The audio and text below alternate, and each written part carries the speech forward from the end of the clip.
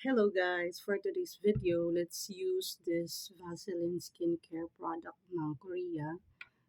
This is extremely for dry skincare. So, kay nag-winter naman, so we need to use lotion kay para dili gid siya mag-dry bisan tuod diha rami sa farm sa sulod motagos gyapon ang sobra ka bugnaw guys. So let's try this kung unsa ni siya ka-effective, especially gid karon nga winter season. So makita ninyo akong lips kung naka-live ko is kana bitang dry siya nga medyo mamutla kay tungod na siya sa kabugnaw.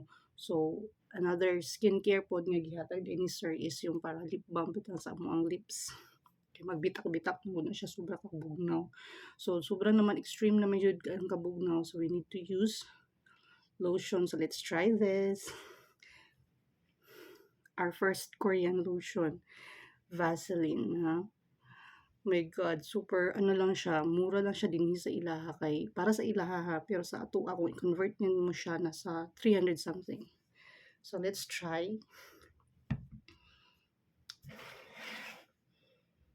And so lapot. Munang ganahan ako sa ilahang mga products diri guys kay dili siya commercial.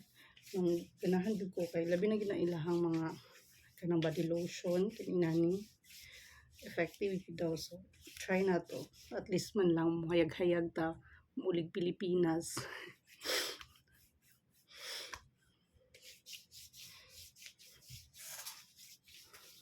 And ako sa napansin guys kay medyo ano na siya kanang wala na kayo ko ano kong skin diri medyo ni arang-arang na siya, dili na katong so dry, especially gid karon mo nag-need gid siya o lotion kay kaligo biya mi og init. So we need to use Vaseline lotion.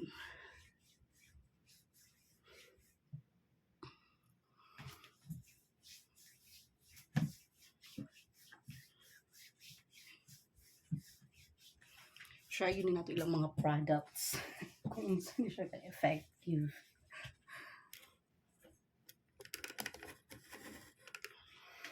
Nakatsada lang yun diri sa Korea guys ang ilang mga beauty products.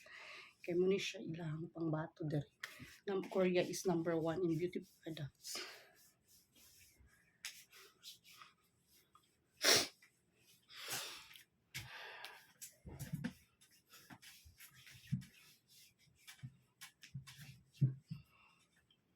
Ang mga Pilipino gusto yung kayo mga maputi no. Samantalang ang mga American people